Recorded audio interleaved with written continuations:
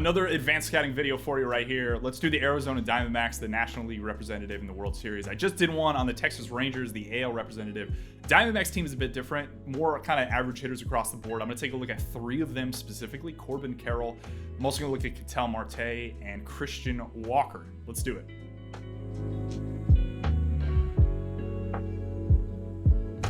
Couple things off the top here I'm always going to bring up in these videos. First off, I'm just looking at right-handed pitcher approach versus these hitters purely for the sake of simplicity, and also keep these videos kind of tight and not up to the 45 minutes or so that I got with the Baltimore Orioles, which you can check out. It's a really fun video. But also another thing, I'm assuming a large sample is the most predictive here. I'm looking at TruMedia's maps from the regular season and looking at how hitters perform versus very specific pitch types. The thing to consider is that in the postseason, hitters sometimes, I don't want to say change their fingerprint, but might not create slug in the exact same ways they were creating in the season. We're going to take a look at that in each of these cases between Ketel Marte and Walker, where there's maybe something slightly different that's happening in the postseason. That's open to interpretation as to whether you're pitching to him, if you want to focus on that, right? Like Corbin Carroll's a good example we'll get into right now. He creates a lot of slug up in the zone, right? This is just regular season map right here. Up away, extended away from body, also covers inner third of the plate really well as well. Okay, that's interesting. But if you look at where he's creating slug in the postseason, it's all down in the zone, right? And again, we're looking at smaller samples here. Of course, he hasn't maybe had the best postseason overall, I don't think. Like, he's been good. I think he's been a very productive hitter, but he hasn't, like, dominated or been hot per se. Ketel Marte won the NLCS MVP, for example. Most people would probably peg that on Corbin Carroll at the beginning of the series, just a better overall player and hitter. But that's the differential here, right? Slugs up away, and then you go to the postseason and you see it's all down in the zone. So that's the question if you're advanced scouting them, right? If you're the Rangers looking at Corbin Carroll, it's like, okay, in season, he was able to cover these pitches. Do we now expect him in the World Series to be able to cover that pitch again? Or do we think what's happening in the postseason is more predictive of what will happen when we throw him those pitches up in the zone? You know, I don't know how I would approach that as an organization if I was in a decision-making position to push down thoughts on advanced scouting or how we approach a given hitter on a game plan perspective. But I think the one thing I would lean on is looking through hitting coaches, like using a Donnie Ecker. Like, I would send Donnie Ecker, the Rangers hitting coach, Corbin Carroll swings against similar shaped fastballs at different points in the season and see if he sees anything occurring now that would give us confidence to throw fastballs up against Corbin Carroll when historically he's done pretty well, or fastballs up, but just anything up in the zone, right? I think I'd lean on that for the most part. I'd be curious, you know, whether a Donnie Ecker would be able to spot something where, yeah, I think his hands are moving slightly different here, or maybe there's some physical limitation. Maybe he's injured or something like that. I don't want to speculate on that, but I don't know if Donnie Ecker would be able to point that out, but maybe Donnie Ecker would be able to give me some perspective on what he thinks Corbin Carroll is struggling with specifically, and whether he thinks he'd be able to turn it around quickly enough such that we start throwing fastballs up and all of a sudden he covers them and we're screwed. So something to consider. But yeah, we were looking at the slug. That's the main thing to probably point out. Corbin Carroll as a whole versus different pitch types as we jump over to our specific maps here against right-handed hitters. Again, 3 columns. Frequency, where's the pitch thrown? Where does he swing? Where's the damage done? And then where does he swing and miss, right? Those are our 4 columns here. And we're going to look at it on specific pitch types. We're going to go 4-seam, sinker, cutter, slider specifically. We can also jump over to pitch value specifically and look 4-seam, he's elite. Sinker, he's elite. Slider, he's elite. So it eliminates a lot of fastball coverage in the zone. We saw that a bit again with Corey Seager. Most left-handed hitters as well from right-handed pitchers, I think, cover fastballs relatively well, unless they're not able to cover up in the zone. Average versus changeup, curveball, and then you'll see the main thing I think here to approach Corbin Carroll with is cutters. Does not do particularly good job against cutters specifically. We saw that slug up out of the zone kind of way. He's pitched more middle in. They're trying to stay away from the outer third of the portion of the zone. The approach here, right? Really elite versus 4-seam fastballs. He's pitched up, swings up. I really like that overlap on where he's pitched, where he swings. And it's interesting that he doesn't cover specifically that up portion of the zone where he's swinging a ton, but he covers pretty much everything else in the zone, specifically against 4-seam fastballs, really well. And there's also a little bit of overlap with the miss. So that's interesting to me. This is more, I don't know if it's something to exploit, because the margin for error here at the top of the zone is not large, right? If you kind of miss arm side a little with it as a righty, he tends to cover that away pitch. You get into his nitro zone, which is that outer third of the plate. But I honestly wonder whether this is from a development standpoint for him as a hitter, to consider that he's swinging a lot upper third and not creating a lot of damage upper third. I'd be curious if he cuts this portion of the zone out, kind of this upper third of the plate where he's not doing damage, and focuses more on those arm side misses outer third, maybe pushes this swing rate over here, whether that would make him even more productive of a hitter. He's still a really young guy, and I get he's a really good hitter already, like 30% above average of a WRC plus, but yeah, a bit too much swing on the 4-seam up he isn't doing damage on. I just don't necessarily think that's a spot. That's like a high variance approach, right? Plays into the natural miss. Spelled approach wrong. Plays into natural miss. Sinkers, front door sinkers. Yeah, you could maybe get him there, right? You see some on the inner third of the plate. He covers them away really well. How much are you really front door sinkering him? Again, I did this with Corey Seager. He had some issues with sliders on the outer third of the plate. But, like, am I really going to try to backdoor Corey Seager the entire AB? You know, again, that natural miss takes you right into the zone. It's just an area teams aren't going much, so I'm not entirely sure whether that's even enough sample for us to be confident that he's not able to cover the inner third of the plate against sinkers. But I guess it lines up with the fact that he is covering outer third really well. And then you get into the pure area that I'm shocked that no one's really exploited, because I don't think he gets a crazy amount of cutter. I think he does get a reasonable amount. It might be slightly above average from right-handed hitters, right-handed pitchers, excuse me. But swings inner third, pitched inner third of the plate, swings all over the zone, and you see no damage here at all. He gets bullied by this pitch. You can look at this if you go towards more of a pure perspective on xwOBA, right? Like, he's a really good hitter. Everything's, you know, 300s above. Really good against 4-seam, as we see. Great against sinker, as we were just looking at. Cutter, he's underperformed, but far and away his worst pitch. He's even better versus, like, sweeper, and he's even better versus splitter and changeup, which you normally wouldn't see for a left-handed hitter. Just gets bullied by cutters. So the clear approach against Corbin Carroll here is just to throw cutters in the zone. Off the top of my head, I think Dane Dunning has a cutter on the Rangers. I'd be curious to see if that matchup works well, or if the Rangers lean into cutters against him. But it's one of the more surprising ones to me to look at from a perspective of, what does this really good hitter, above average hitter do poorly? And most of the time it's like, okay, different portions of the zone, 4-seam up away, sinkers, you know, if you backdoor him, if you put him here, front hip him, sliders if you backdoor him. But rarely do we see like a blanket throw cutter in the zone. And I think that applies here to Corbin Carroll, right? Just no damage. And there's swing and miss up too. So if you have more of like a ride cutter, it works really well. Off the top of my head, again, I'm not entirely sure when the Rangers has that kind of more ride cutter. Thinking off Evaldi, I don't think has that. I think he may have a cutter, but I'm not entirely sure if it's ride.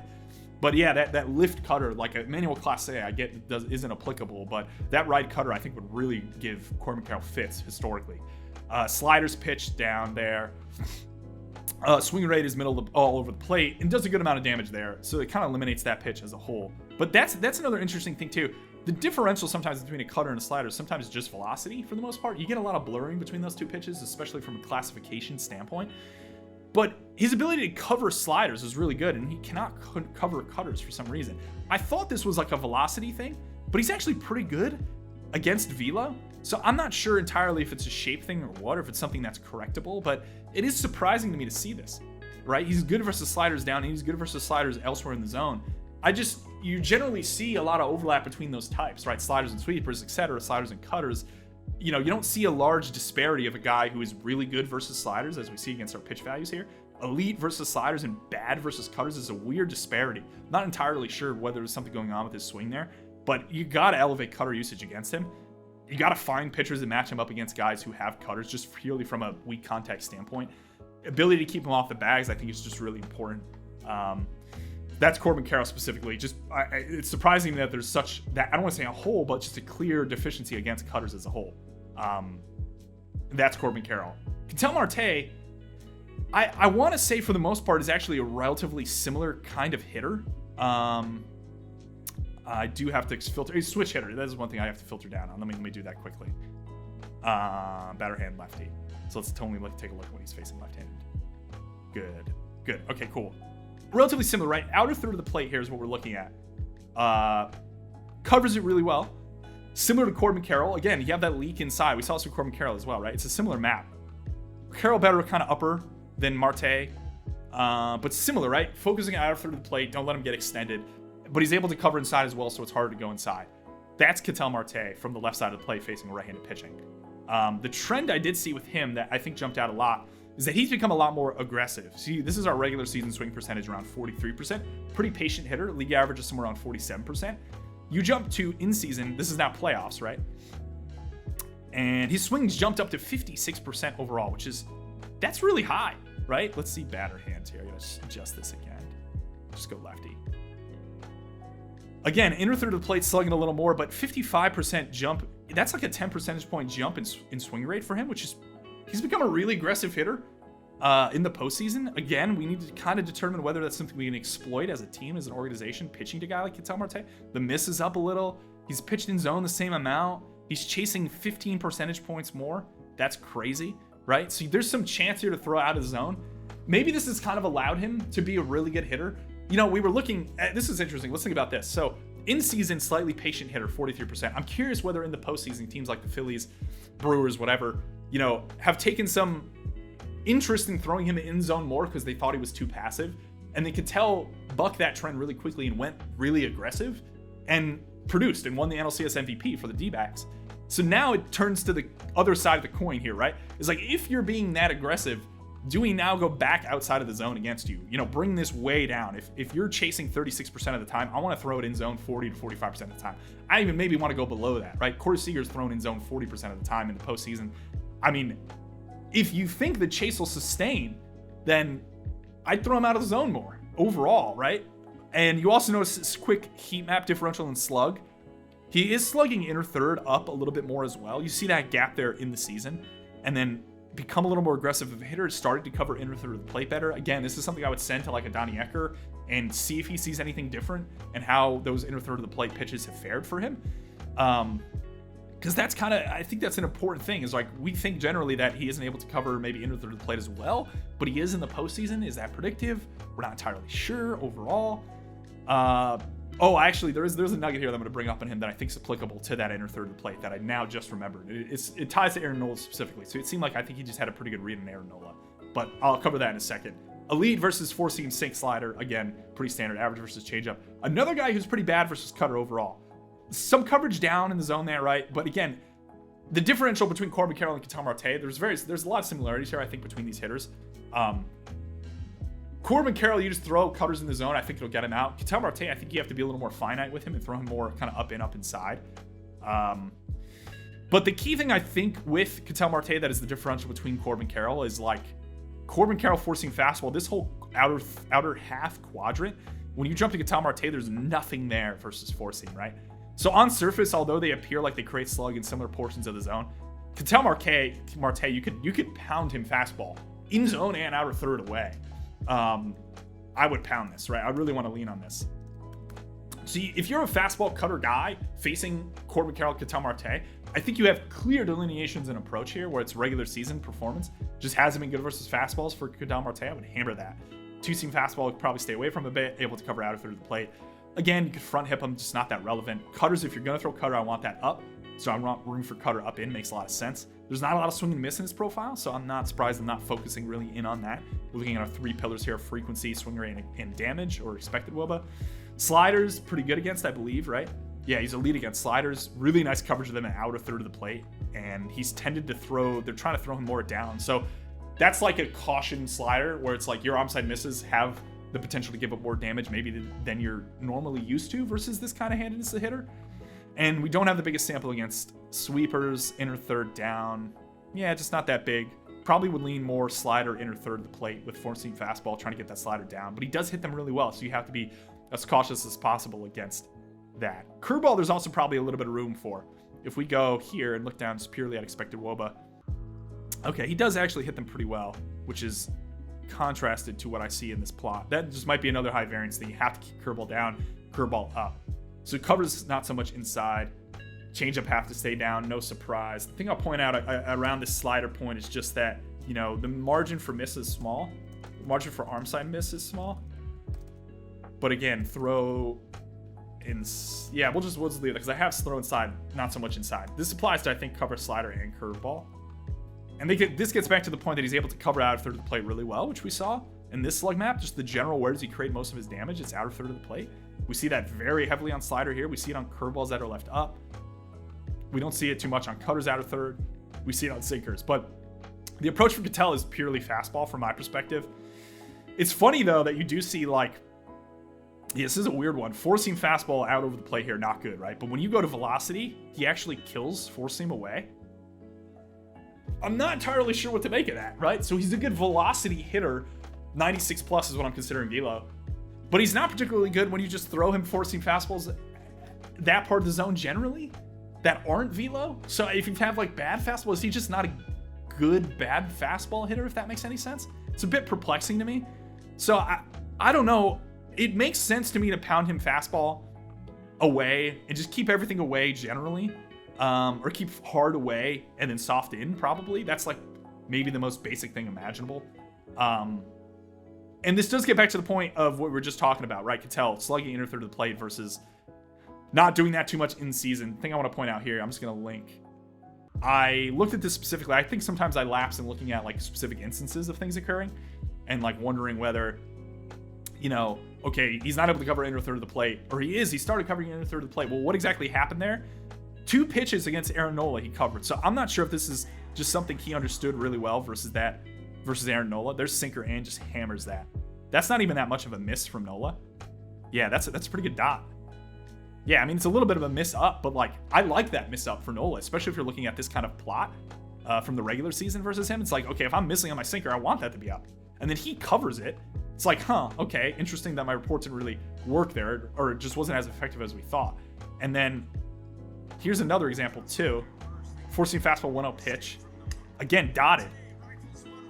And he puts it down the line again. That's crazy to me. So it's not happening consistently enough for me to be like, yes, absolutely, that's something to stay away from. But hard up is clearly what Aaron Nola did and Ketel Marte covered, and it's partially the reason why he won the NLCS MVP, right? So this gets into the other point again, is like, I talked about this in the Ranger video, but like, there's clearly a hole in a player like that, right? It's like, we think hard up works, and we're looking at plots, you know, we see, you know, up hard makes sense, especially if you go hard here. Like, we don't really see much coverage there in the zone. Fastball out over the plate. Like, maybe he just wasn't able to cover that pitch in this season, and he was otherwise. If you're in Nola, that's your target, is we want to go inside on Ketel Marte, and he covered it because we thought there was less slug there. But I don't know, maybe there was more of a reason to go away, hard away with him because of this plot. And again, looking at what we just looked at in terms of that link, like, he didn't really cover out of third that well in the postseason against hard. So Nola's approach was hard in, Marte covered it. I get the reasoning behind it, but maybe there was more actual room for him to go out of third, Nola to go out of third against Ketel Marte and work it that way. So I like velo away, so I like hard away, soft in. I know there's a lot of notes there, but that's probably the main one that I pull out from here from the Rangers standpoint, is like, I think I'd go with that. You saw it not work for Nola to go hard inside. Marte seems to be able to get his hands to the ball pretty quickly there. Christian Walker, last hitter here as we rip through. Again, I like looking at contrasting maps here. This isn't going to work because we're looking lefty-righty. Adolis Garcia is another one. I looked at it in the Ranger video. Was really good at covering kind of away and inside. And I think there's some similarities between these two hitters, between Christian Walker and Adolis Garcia. Adolis Garcia was slugging more out of third of the plate here. Walker seems to do a better job of covering inner third.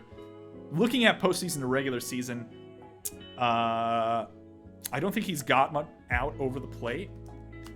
If we just look at it, I want to flip to frequency here, out over the plate. Yeah, so he hasn't gotten to much out there. So you see the slug up and you see slug down in, which lines up a bit, but this portion of the zone was something that he slugged here. Look at the differential here between what he's doing regular season and then now what he's doing postseason. He's kind of had this gap away, which is interesting. And I also think he's not hitting as well. This might be a byproduct of him facing better pitching. It's not matching up as well. But watch swing miss chase. 49, 26, 26. 26. The miss is up. That's primarily what I want to look at. Okay, not the swing and the chase. Excuse me, I wrote that down wrong. Swing miss is spike contact way down. That's what I was focused on. I don't know why I was showing you the others. Swing miss, 26% in the regular season. We have that up at 40% now in the postseason. The contact rate's down to 60%. That's crazy, crazy low. Just a relatively exploitable guy from that standpoint. If you believe what's happening in the postseason for him is predictive of what's to come. If you believe more of the regular season stuff is there, then, you know, maybe you think he makes more contact. But that's a massive jump, right? We're looking at like a 14% in both directions. Contact down 14%, miss up 14%. That's a crazy, crazy swing overall, and we'll take a look at why exactly that's occurring. Really good versus four seam. He's a fastball hitter. He's average versus everything else. When you open up plots here, I may do a quick run and look at his postseason plots as well because we see such a large differential there. What's the approach? Yeah, shy away from four seam usage. That's not surprising. He's elite versus the pitch. Guys try to get him away, not purely up. He swings, likes that inner third. He really covers north, south, up, down. you know, just great coverage of the zone against that pitch. There's some swing and miss there, but that's looking at more average. I would just shy away from four seam overall, especially if he's swinging and missing this much, you know, up at 40%, right? I would just stay away from fastball generally. The approach here I think is pretty standard for a right-handed hitter, right? We see the fastball there, slider, pitched away, he's not doing any damage, away, he's only catching arm side misses, and you see a lot of in-zone slider swing and miss, even if that's more average. I like that down-in portion there too, which he hasn't gotten to too much. Sweepers, again, is another good example. Sweepers away, more laterally. He's swinging when they miss arm side. He's not doing any damage versus them, and he's swinging and missing. This is like your classic guy who's just susceptible to slider.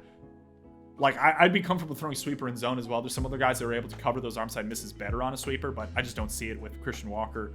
Curveball, again, there's swing and miss down in the zone too, but I mean, when you have this big of a gap against sweeper, like, I would hammer that. That's just, yeah, I mean, it jumps out for sure. He doesn't swing against them a ton, but the X over there's 214. Like, that's just substantially lower than anything else. It's pretty apparent to me in that respect. You just got to hammer that. I don't mind right changeup down in. I probably put that.